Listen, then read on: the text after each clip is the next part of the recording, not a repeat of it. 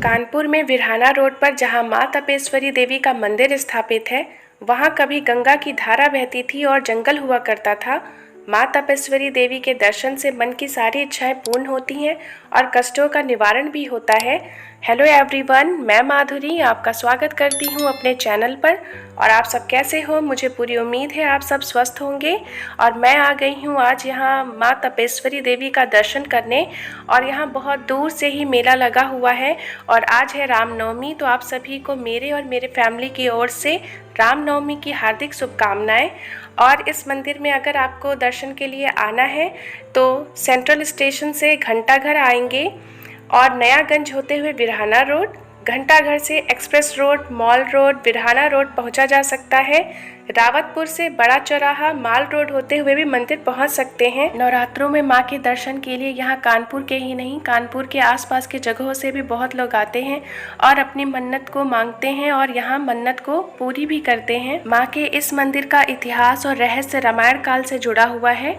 जब लंका पर विजय के बाद भगवान राम अयोध्या पहुंचे तो धोबी के ताना मारने पर मां सीता को उन्होंने त्याग दिया था। राम जी के कहने पर लक्ष्मण जी माता सीता को वाल्मीकि जी के आश्रम के पास छोड़कर चले गए थे और मां सीता वाल्मीकि जी के आश्रम में रहने लगी। कहते हैं कि माता सीता वाल्मीकि जी के आश्रम से यहाँ पर अपने प्रभु श्री राम को पाने के लिए तप करने आई थी और उन्होंने अपने दोनों पुत्रों को प्राप्त करने के बाद लौ कुश का यहाँ पे कंछेदन और मुंडन संस्कार भी यहाँ पर करवाया था। माता सीता के साथ 3 और स्त्रियां भी थीं जो उनके साथ तप किया करती थीं और तभी से माता सीता के साथ इन 3 स्त्रियों की भी मूर्ति यहाँ पर रखी गई है और पूजा की जाती है। तपेश्वरी मंदिर का रहस्य बहुत ही खास है और कहा जाता है कि माँ सीता के साथ जो 3 स्त्रियों ने घोर तपस्या की थी यहाँ पर उनकी जो चारों मूर्तियाँ हैं, कौन सी मूर्ति किसकी है यह पहचान आज तक कोई नहीं कर पाया है। अब हम भी आ गए हैं माँ के दरबार के पास और इस तरीके से लाल लाल चुनरी लहंगों से सजा दरबार देखकर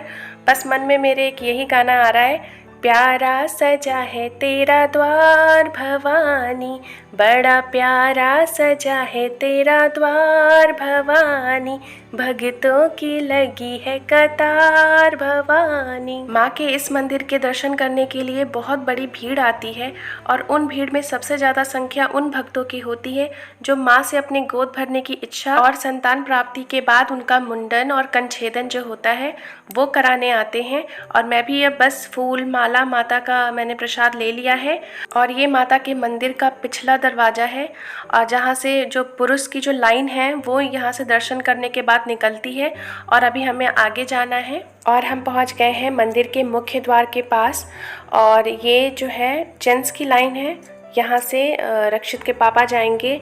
जस्ट बगल में ही लेडीज़ के लिए भी जाने का रास्ता दिया गया है, तो मैं वहाँ से जाऊँगी और रक्षित जा रहे हैं अपने पापा के साथ। और ये कहीं भी चले जाते हैं, कोई फ़र्क नहीं पड़ता है, मम्मी कहीं भी जाए। और ये रहा लेडीज़ की लाइन, तो यहाँ पर मैं आ गई हूँ और यहाँ पे नाग लेकर बैठे थे और मैं थोड़ा डर गई थी क्योंकि मैं जस्ट वहीं बगल से ही निकल रही थी और मुझे पता नहीं था।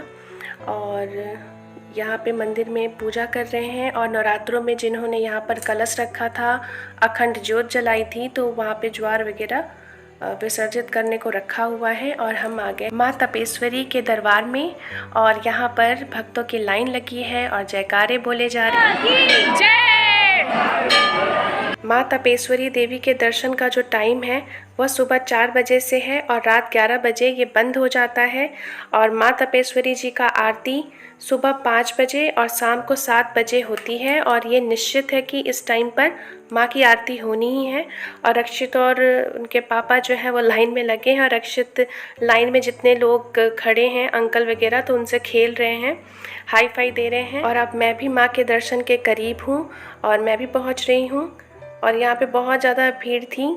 यहाँ पर माँ से सुहाग जो चढ़ाया जाता है उसको लेने के लिए काफ़ी भीड़ है। यहाँ पर माँ सीता के साथ जो 3 देवियाँ माँ के साथ तपस्या करती थी जिनके नाम कमला, विमला, सरस्वती और खुद माँ सीता थी, उनके साथ यहाँ पर विराजित है माँ तपेश्वरी के रूप में। और यहाँ पर मैंने भी प्रसाद चढ़ाने को दिया है और मेरा प्रसाद भी आ गया है और मुझे सुहाग मिला है। और माँ का प्रसाद और फूल। इस मंदिर में माता सीता का कुटिया है जहाँ पे वो तपस्या करती थी, तो उसे सीता कुटिया के नाम से भी जाना जाता है। इस मंदिर का रिनोवेशन 1960 में कराया गया था और यहाँ पे नवरात्रि में हर दिन हजारों भक्त दूर दूर से दर्शन करने आते हैं और मंदिर को फूलों और लाइटों से सजाया गया था। और यहाँ पर मैं शाम को गई थी तो अब धीरे धीरे लाइटिंग हो रही थी यहाँ पर। और ये है माता रानी का दरबार, यहाँ भोलेनाथ का मंदिर भी है। और अब मैं बाहर निकल रही हूँ और माता रानी के दरबार में लोग हवन भी करा रहे थे। और बस अब माता रानी के द्वार से निकलते ही भैरव बाबा का मंदिर है और सभी को पता है कि माँ के दर्शन तभी पूरे होते हैं जब भैरव बाबा के दर्शन हो। तो मैं भैरव बाबा के दर्शन करने आ गई हूँ और ये भोलेनाथ का मंदिर है सबसे पहले और अंदर भैरव बाबा की मूर्ति स्थापित है और मैं वहाँ पे दर्शन करूँगी। और वहाँ पे प्रसाद के रूप में काले धागे बांट रहे थे वहाँ पर पंडित, जो मैंने ले लिया है। और अब बस मंदिर से मैं वापसी की तरफ हूँ। जीवन में संघर्ष से पहले राम जी एक अच्छे बेटे, विद्यार्थी और पति थे और माँ सीता अच्छी बेटी, बहू और पत्नी थी। पर संघर्ष ने राम जी को मर्यादा पुरुषोत्तम राम और माँ सीता को पतिव्रता नारी और शक्ति के रूप में हमारे सामने ला दिया। अगर जीवन में दुख आए तो समझ लीजिए हमारी शक्तियों को पहचानने का टाइम आ गया है। तो जय सिया राम, जय भैरव बाबा। और बस मैं अपनी वीडियो का एंड कर रही हूँ। अगर आपको ये वीडियो पसंद आई हो तो प्लीज़ मेरे चैनल को सब्सक्राइब, मेरे वीडियोज़ पर लाइक, शेयर और कॉमेंट करना मत भूलिएगा। Thanks for watching.